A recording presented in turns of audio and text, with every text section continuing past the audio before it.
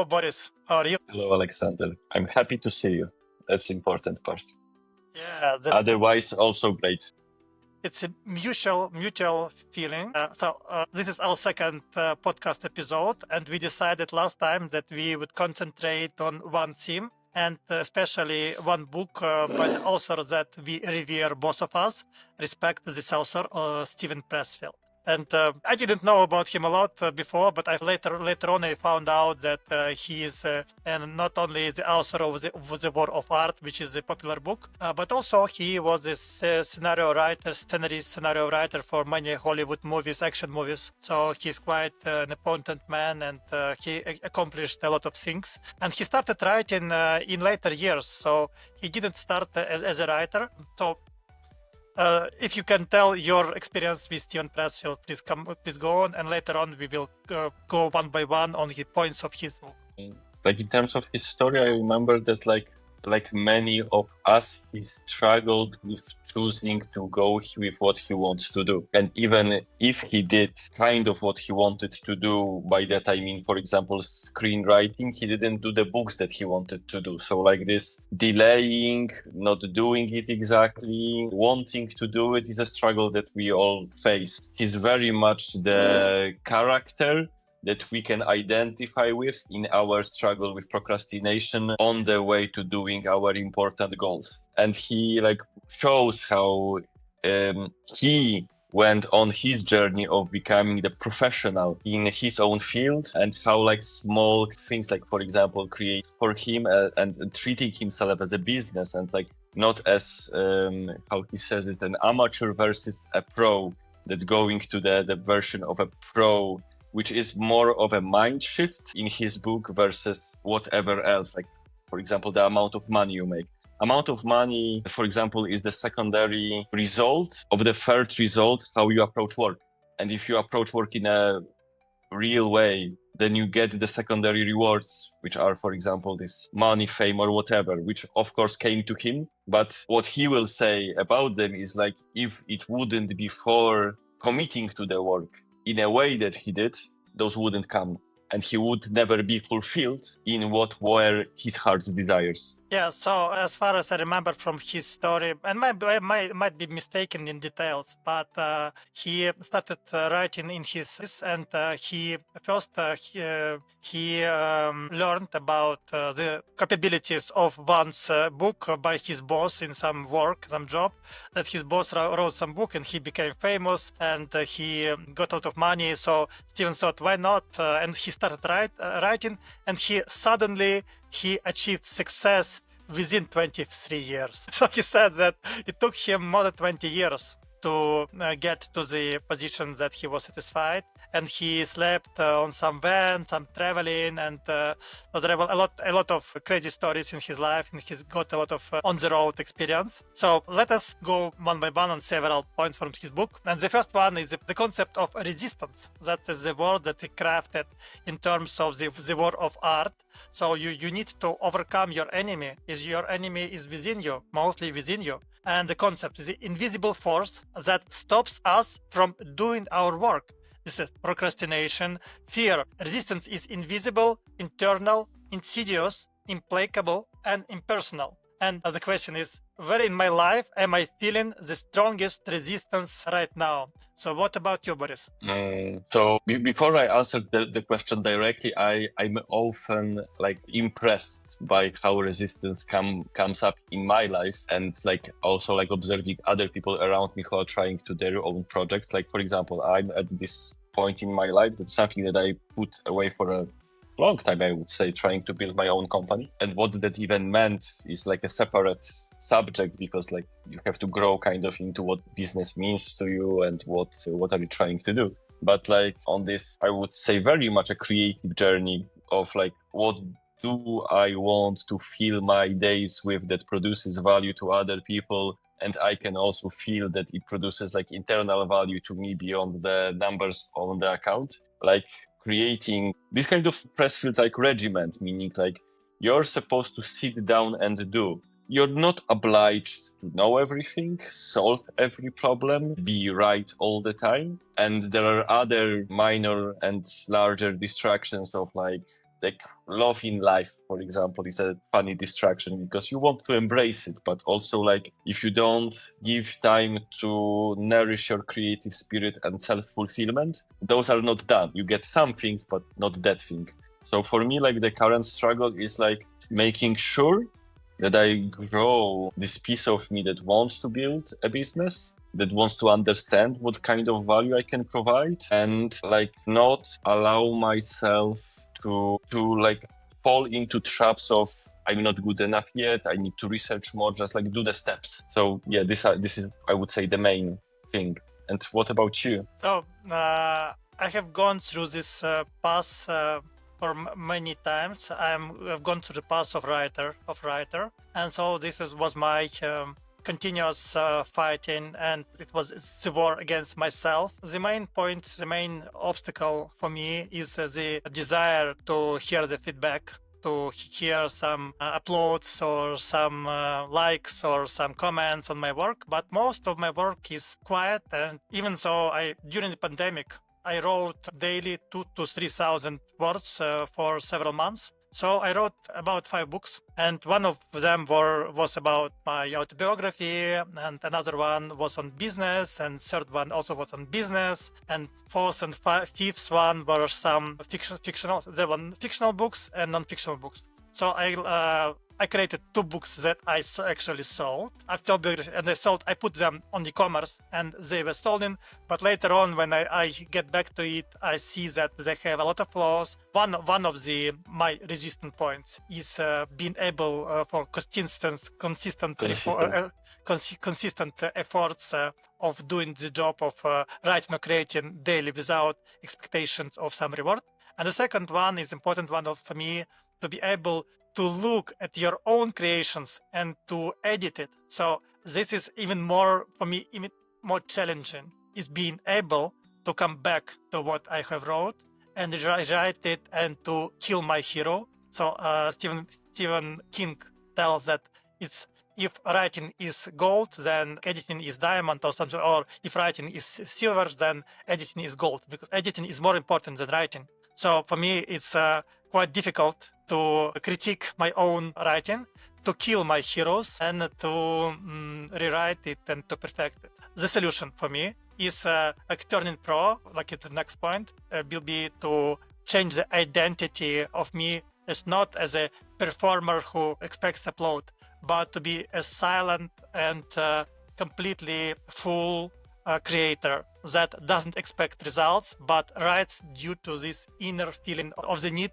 of realization and desire to have impact on the world, whatever will be the time frame. It could be in 1 year, or in 100 years, or it could be one person, not 1 million. So if even I can influence even one person or 10 people, it will be enough. And this feeling I need to cultivate in myself. But also, like, I would like ask you, because like, I feel that you are talking like about eliminating a piece of you, and I would like ask maybe to some degree a deeper question about like your perspective on yourself and growth. That do you like feel that growth is done through eliminating pieces of you, or just acknowledging them and saying, okay, you're speaking to me again? Because I think that like in this like process of sitting down and those temptations or those internal dialogues, part of it is like getting used to they are just happening, that they are like a piece of you, and they kind of become quieter to some degree by you being able to listen and non-react. That doesn't mean that a new voice won't turn on and now there will be another shiny thing in the distance that wants like something immediate to happen. But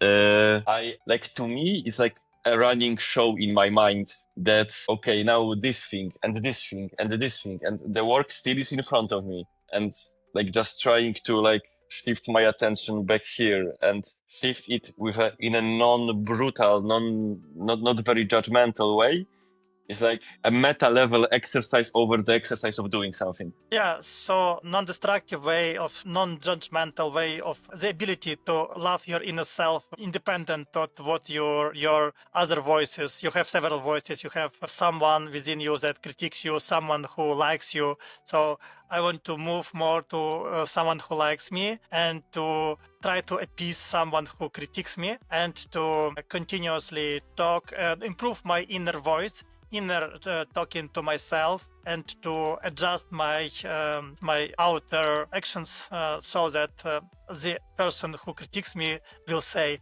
but you are cool. So you have some flaws, but you progress, and I see that everything is getting better.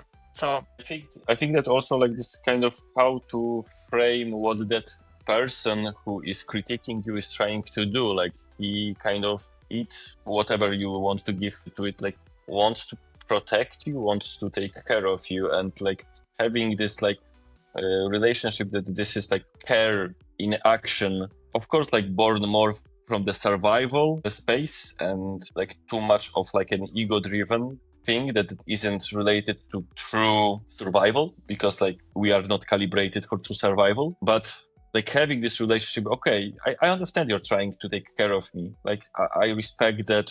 Thanks a lot.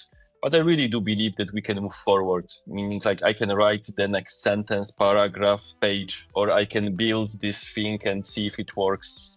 So yeah, thank you. So let's go to the next point, maybe, because we have a lot to discuss. And the second point is turning pro, which is the difference between an amateur and a professional isn't talent, but mindset and habits. So the amateur plays for fun, the professional plays for keeps. In what areas of my work am I still acting like an amateur? So what do you think about yourself? Are you an amateur or a professional? like I understand that I am a professional that has his own personal struggles. Like to me, kind of building the right relationship with my calendar is one of the challenges that I probably have for some time, in the sense of not just having meetings, but having committed time, being able to be realistic about how much time I want to commit to a task. Because like when I don't book time slots, for example, in my calendar, and I have tasks to do, I very often fall into this thing that I think that I will do more, that it's possible given the amount of hours I'm committing to work today, for example. And like learning to be more realistic and using the calendar to help me prioritize and be most efficient. Yes, and also do what I want to do, because like prioritize and being efficient is like one kind of this like very efficiency dynamic, but also like those things should reflect my wants, meaning wants in the sense of the desires that bring me to work. So yeah, like just this getting pro with my calendar and like really sticking to the things, even if I'm wrong, meaning it's not the best time commitment or something like that, it gives opportunity to learn. So yeah, this relationship, I would say. What about you? So I read from the book of Austin Kleon that he thinks that amateur is not bad. So amateur is also person who loves what he does, whatever he does. He's enthusiastic about anything that he does, and he's not a professional who does no matter what his desire is. So there should be some combination of this concept can be defined a little differently, but in terms of how Steven Pressfield defines it, so I think that I'm moving more in my life slowly from amateur to professional. One of that you mentioned about time slots, about the calendar, so I treat it more or less religiously. So whatever I decided, there a time slot on my calendar, and whatever my word is, then I try to move everything to be on the meetings that I committed to. So that is one important thing. For that, also I commit a lot different places and times of the day to different activities. So I know that this place is for working these projects, and this is for reading, and this one is for sports. Or for example, you see this gymnastics wheel that I use every day. I use it for sports, and I have intentionally I allot some time of the day to go to the gym. Like every day at 9 o'clock a.m., I go to the gym and I stay there till 10 a.m., either in the gym or in the stadium. So this 1 hour is for exercising, for running, and for doing some work on my muscles. And it pays, before that, it was 2 hours in the morning for writing. So just writing about anything for 2 hours. So I think that I'm more disciplined and more professional than most people. But still, there is some line that I didn't cross yet. Some line that limits my capabilities, and that my emotions and my joy of life that is overwhelming actually is stopping me sometimes from achieving some great results in some field. So I'm quite inquisitive. I love reading, I love music, I love sports, I love playing with my children, of course, with my family. So I have many things to do during the day. So a whole of my day is small life. So I try to live it as that, like that. Maybe can we go a little further? Boris, what do you think? I'm just gonna say one thing about what you said. Like, I heard a statement that's kind of like a lot of successful people who like have this like outwardly success have a not desirable internal life. Meaning, if you would probably want more success, you could get it at a cost of less desirable internal life. Meaning, like, you would make yourself more unhappy to work more, put more pressure on yourself, throw out some of your relationships, some of your routines and stuff like that. But like, this is very much a question of what kind of life do you want to have. And I do believe that you have the life that you want. And for that, you also need to accept some of the sacrifices, because life is trade-offs. And maybe you could be like a few steps farther in that being a professional, but like, you can also expand what is to be a professional and like narrow it. Like, this is a play on definitions that like everybody can do. Like, Steven Pressfield made us one attempt at it that's useful for the book. But everybody can think, what does mean being a professional in their life mean? Meaning, is this showing up? Is this earning money? Is there another threshold of that? You can continue. So the next one, the third one, is fear as compass. The more fear you feel about something, the more certain you can be it's important to your growth. Fear is good. Like self-doubt, fear is an indicator. Fear tells us what we have to do.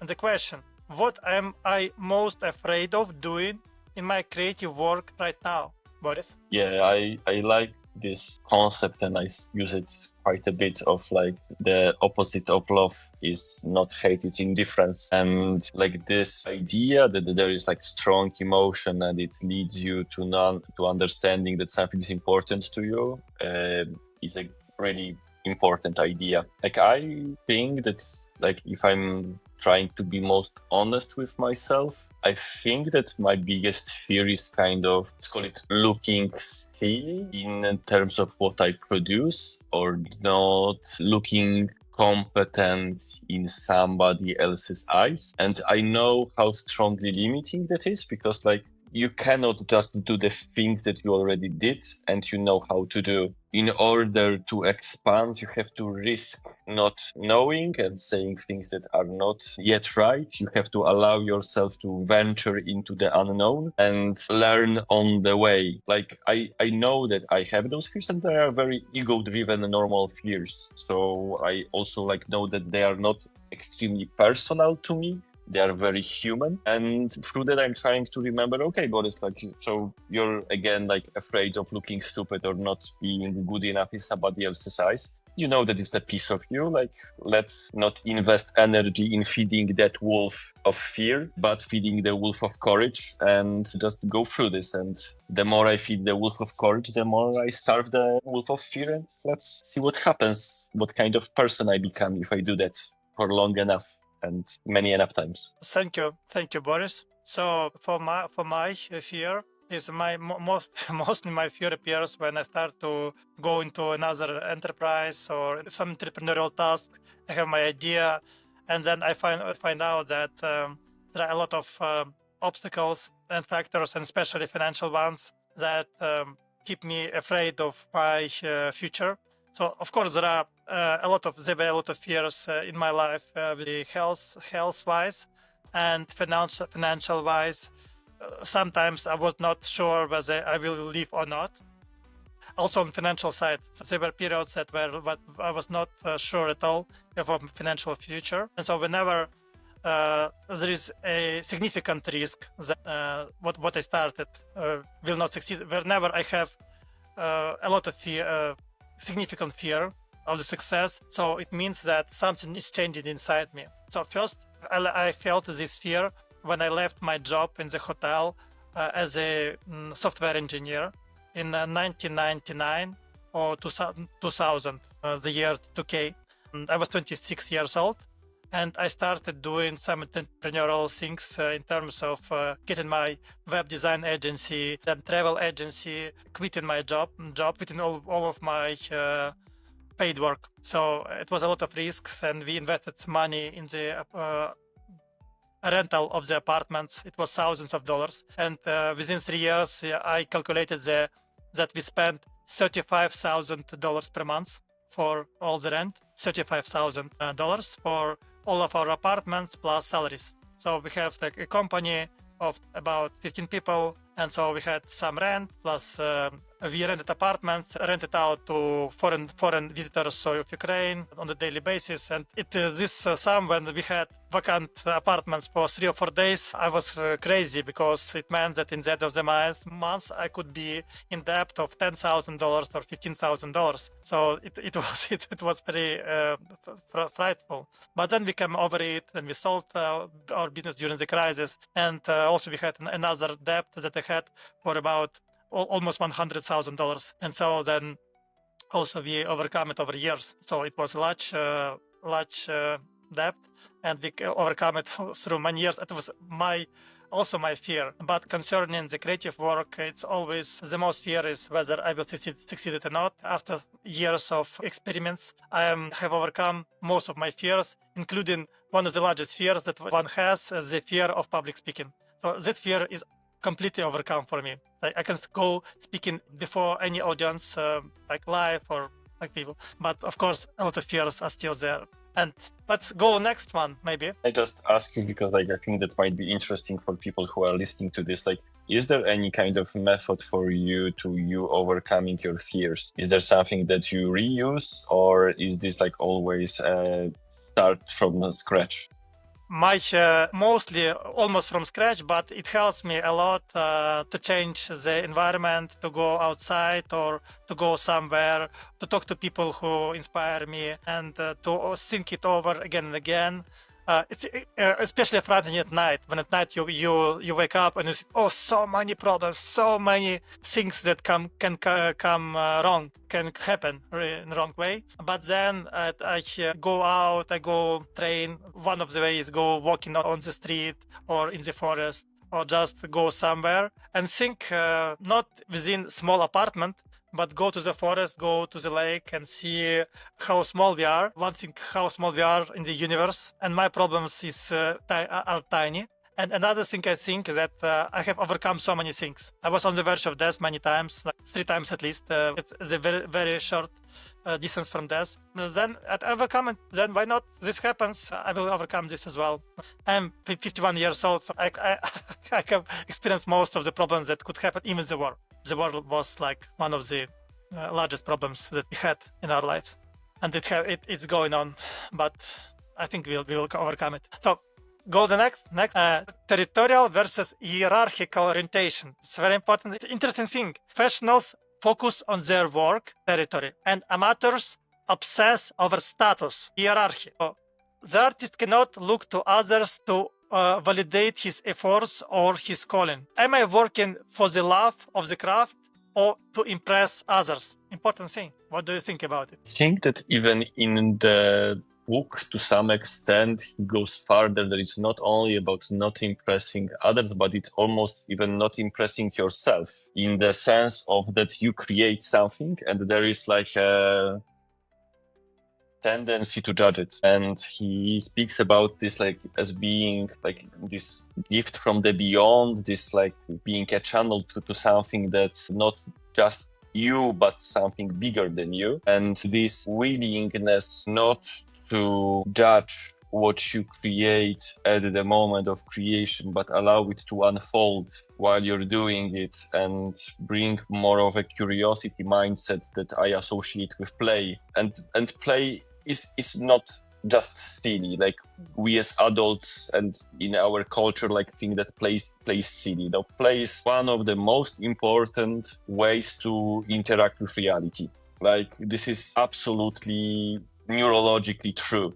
Like that engaging in play is one of the most growth-oriented activities that especially child, but also in a lot of cases an adult can do. So bringing the approach of play, which play very often is not related to like outcomes and consequences, but play in what you are doing is very important. For me, a lot of the times in my work, the best work came through, okay, like I either don't know how to do something or like I'm not sure, but like how could I enjoy the process? And when I enjoyed the process, the curiosity was driving the process. And when the curiosity was driving the process, the thing that was created was more interesting, surprising to me, surprising to the people that got to see the outcome of the process. And it wasn't about like me trying to there is looking for inspirations, but not necessarily looking to be better than something. And if I try to be better, all of these fear-related aspects, like for example, will I be silly or am I good enough?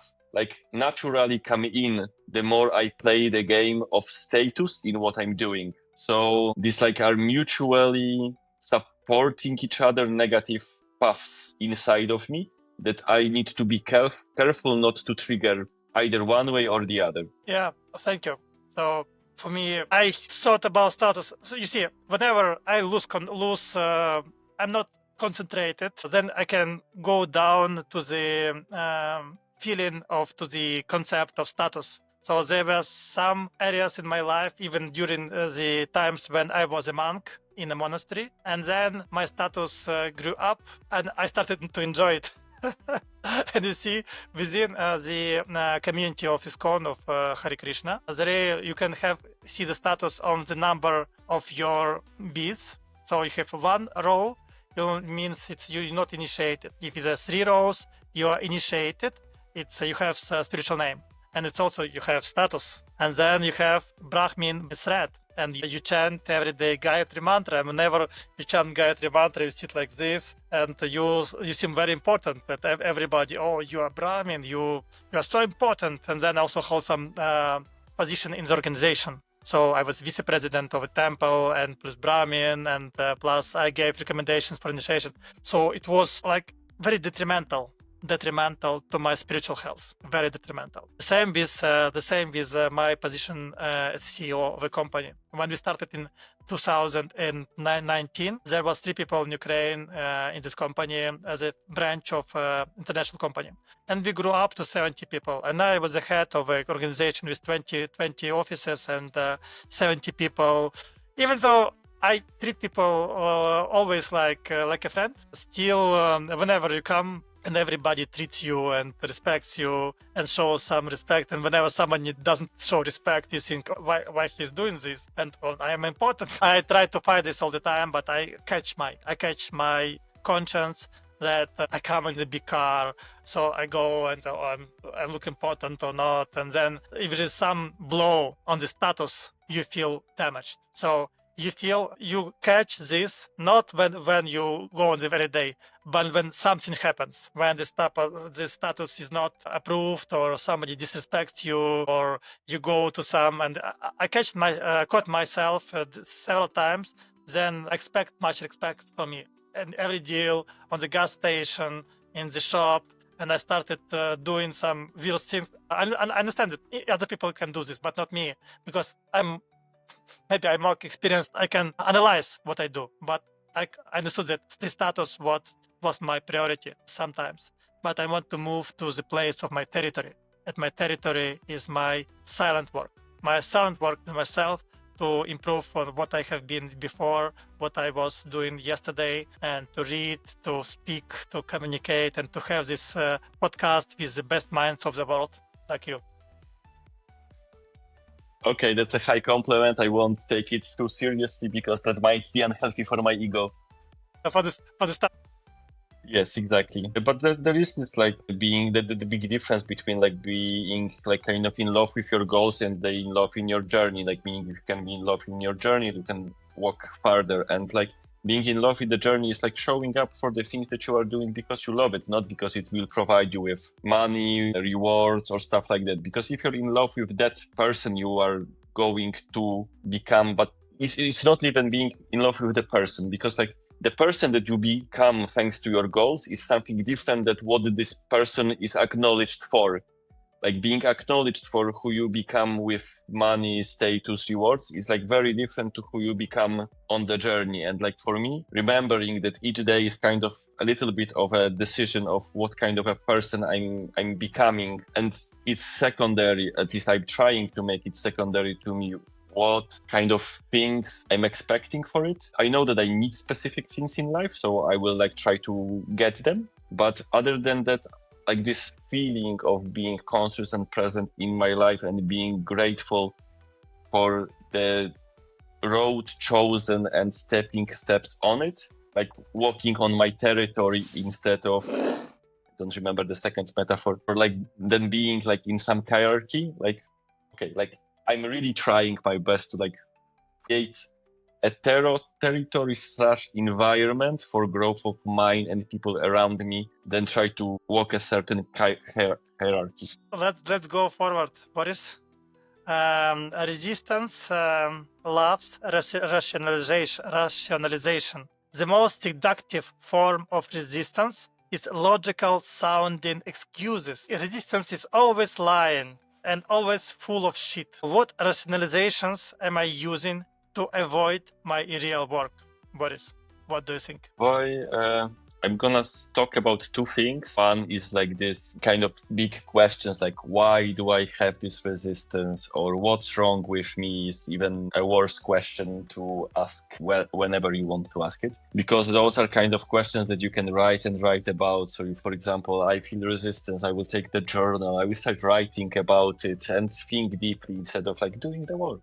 I mean, like if like, and I'm not trying to criticize anybody, because the first person that should be criticized for like getting myself into those chats with resistance is me, who already did most of those resistance born things. But I would like to say one more thing about this resistance, and I feel comfortable enough saying it because like it relates to my life.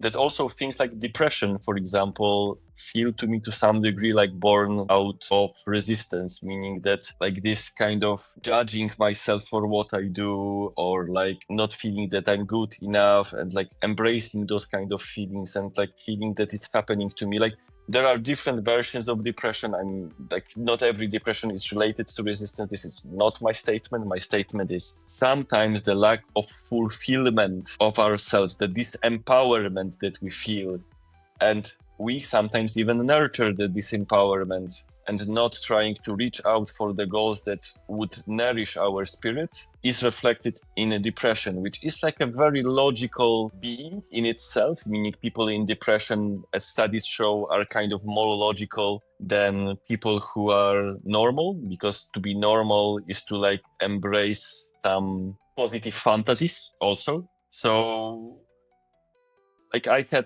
have experience with a lot of different versions of resistance, and like trying to understand myself instead of doing the work. Work is a very tempting version of resistance. Yeah, thank you. Thank you, Boris. For myself, I recently spoke to Eric Bledsoe from our coach in the Accelerator community, and he quotes, he makes this point of concentrating on the 4%.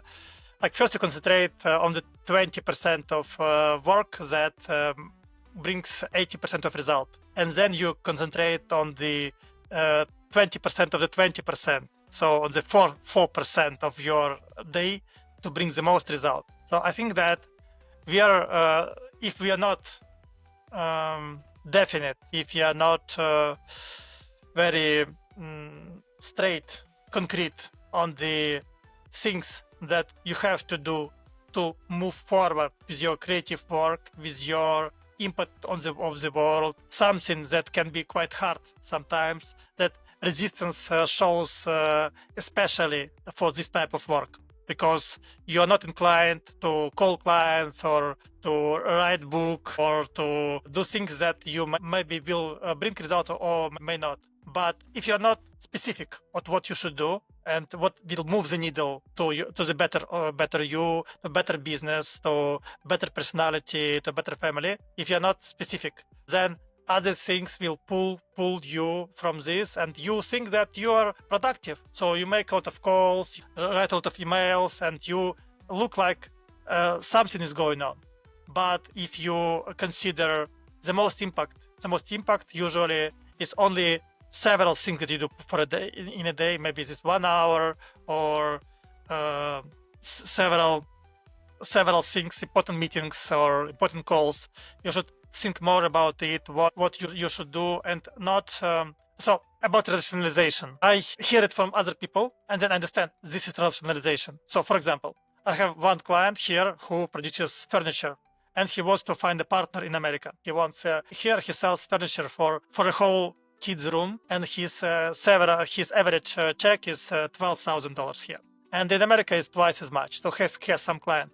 But I proposed my friend in America to start looking at it, and he says, but maybe Americans will not buy this furniture. But it is so. I consulted my friend who knows Americans, so I consulted this, but it is too difficult. But I said, you rationalize, you don't want to try to meet people, to consider finding some connections and to find the opportunities. So entrepreneurship and what we are doing now with you, Borys, all this software, all this new technology, many people will not accept it because of their inner objections. So for people, it's easier to not go into resistance, to try to create something new, to find new clients, to create new software. It's easier to go to some work, to fill some papers, or to put boxes from here to there and rationalize it. But this is the way other people do this, and this is stable. And I know this works because I've had take this box from here to here. I earn $3, and if I do it for a day, I earn $50. It's fantastic. It's a nice job. It will finish but they're not thinking forward, and they rationalize that no other way is possible. So I catch myself also on this, that maybe I should do some conservative stuff that I will be paid for.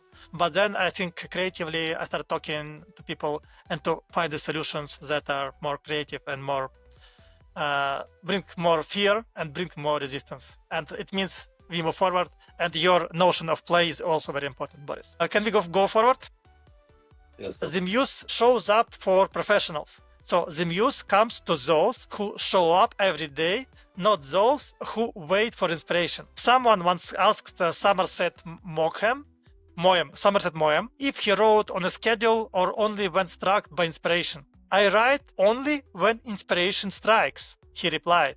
Fortunately, it strikes every morning at 9 o'clock sharp. So that's very smart. Do I wait for inspiration, or do I sit down and do the work anyway? What about you, Borys? Like, I'm trying to embrace the sit down and do the work, because like there is like a saying, I don't unfortunately remember the source of the saying, but the clarity is born from action, not from thinking, meaning about action, meaning that like we of course can plan our actions, and it's like to some degree worth doing, but a lot of clarity is coming to you through action that you do. So for example, if I'm uncertain about things, I have to remind myself, Borys, uncertain means that you probably don't have enough information. And then there is like this opportunity to either go in the path more research or in the path of more action. And one of the way to procrastinate is to do more research. And the other one is like to do more action and like learn in the feedback loop of action. So I'm trying to remember, okay, like if you committed time to doing something, like sit down, whatever you feel, do the thing and reflect on the actions that you're doing and the outcomes that you're getting, instead of like trying to do more research, more preparation and so on, because it's like so tempting, like the whole rationalization thing and like logicking through things and building the whole world to like embrace resistance for this. Yeah.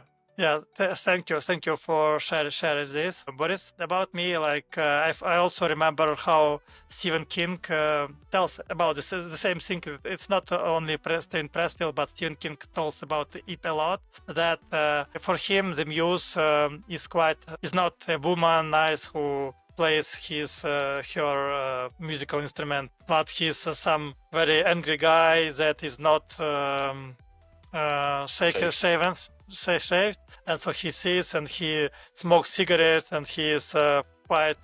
He's not nice, but Stephen King says that he's a servant. So whenever he needs it, he comes. Otherwise, it's stupid to wait for Muse. And you should, if you are the personality that knows how overcome resistance, then you're sure to invite Muse to your head every day at 9 o'clock straight, Somerset Maugham Road. So let's go forward. Resistance and love. Resistance is directly proportional to how deeply we care about our work.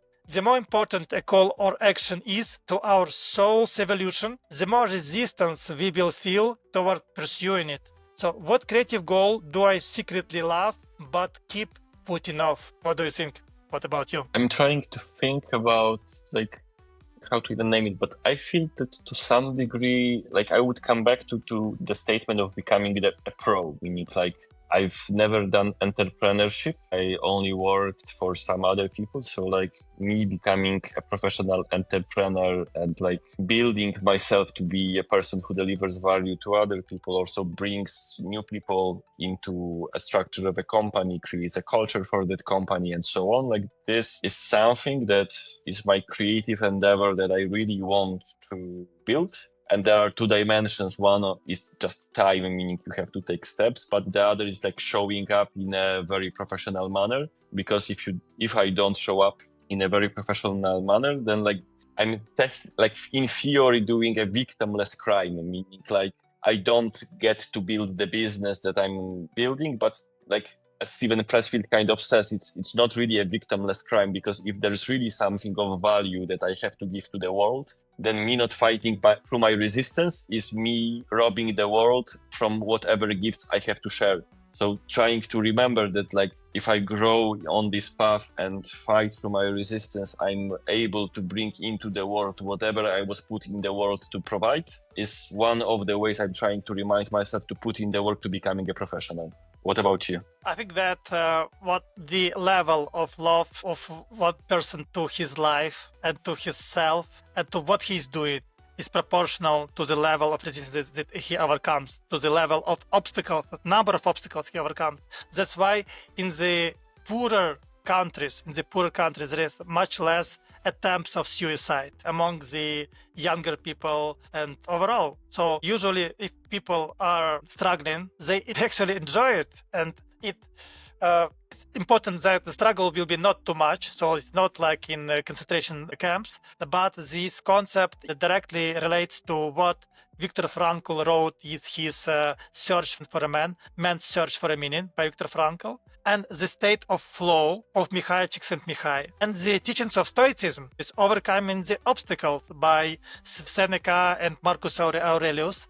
It was only like Mihai Csikszentmihalyi said that you are most happy and in love with what you're doing when you overcome the obstacles that are not too heavy and not too easy. And that's exactly what the creative work is about. The work where you overcome some resistance and do the work, but you're not in the gas camera. You're not in the trenches of. I'm sorry about tell this, but in the trenches of the war. In this time, you can be happy if you will not be happy if you are son of a very wealthy man and everything comes to your way, and you can eat anything in any restaurant, but you don't feel the joy of eating after a while. So you need to fight for your food and to go to the tree to take this cherry, this apple, and to eat it. And this apple, this cherry will be the most cherished, the most nice, palatable food that you have ever eaten if you fought for it. So that's my point about love. I would just like point to one more thing that like is related to like very fundamental way that we work, which is like the dopamine circuits, like in terms of like how the dopamine is the hormone of reward. And how it's produced like throughout the process of getting somewhere. So like the moment that you achieve something, dopamine is stopped being produced to some degree. I just like said that in this relationship to happiness and goals and struggle, like there is this hormone called dopamine, neurotransmitter called dopamine, which kind of like is responsible for our feeling of happiness. And the right way to think about dopamine is that it's the hormone that brings up the happiness of pursuit. It's not about the reward, that the moment of reward. So like having pursuits that we value is the thing that creates happiness for us, not just having things. Having things is not really something that can produce happiness. Of course, there are things to be valued, but those are more like related to serotonin circuit, like for example, connectedness with other people, or like the kind of status, but in this like more worthwhile sense, meaning like being valued by the people we value than like everybody else. But yeah, like embracing the happiness of pursuit, I believe is very important to finding a path to meaningful life. Yeah, thank you. So maybe we will sum up with our conversation because we are nearing 1 hour. So the last question will be about shipping the work of the art isn't art unless it reaches an audience. Professionals finish and release their work. Start before you are ready. What creative projects do I need to ship? Perfect, but done. I think it's important concept about starting work without waiting to get it, waiting for you to be ready for it. Just start doing. What do you think about it? Yeah, so like this, like in a very meta example, like is this podcast, in the sense that like I can speak about this podcast as the thing that is an example or the thing that I wanted to do for some time. And it's like a step on the path of me trying to share information, knowledge, and experience that I gathered and used to navigate my life. Like, it's not me saying that they are like extremely worthwhile and I'm a picture of success, but like, even if I'm not ready and the information or the ideas are not necessarily validated for my personal success, waiting for my personal success to share them, it's like a way to delay the whole thing. And I prefer to like give myself an opportunity to grow in being comfortable with the medium, knowing what I want to and how I want to share it. So that's luck, meaning being prepared at the time when the opportunity strikes, is in play, because like we'll want to start learning how to do those things when I'm like ready. Then I rob myself from all of the learning that I can do on the way. And this is part of learning, this is part of exploring, this is part of growing, to me. Yeah. So for myself also, yeah, it relates to another book by Ed Milet, The Power of One More. It means that you, each time that you start something, maybe I started podcasts several times, and something I got some success with it in Ukrainian, one of my channels, which has like 5,000 subscribers, but it also was not like success. But each time that I try to start a new habit and to change my identity, each time it's slightly better. Now, when I write not the same as I wrote 10 years ago. When I draw I sit with my boy, with my son, and usually I draw from something not by head, but I can do pretty well by drawing. And also in terms of speaking and starting podcasts, I did it hundreds of times, interviews. So each time it's a little better. So I think there should be understanding that you do not fail, you achieve partial success. And with any project, you gain either money or experience. It's never happened. It never happened that you do something and you gain nothing. So you either be total success, strategic success, or local success, like getting new experience, getting new acquaintances, new friends, and getting some kind of little knowledge. So it sums up, and then after a while, you understand that you can do this, and you can combine your skills, connect people, and create more and more successful projects. So about us, about you and me, Borys, I hope that our journeys are connected now, and our thinking and our experience help us to create some more advanced projects. And this podcast is an example of the project. And we come up with some solutions that are more advanced and help more and more people. And even if this podcast helps one person or 10 people or 100 people to be better in their lives, it means that our goal, at least part of success is achieved. So thank you for this conversation, Borys. Thank you very much, Alexander, and can't wait for the next one. So thank you again for you. Thank you for the people who watched, and see you again. Thank you.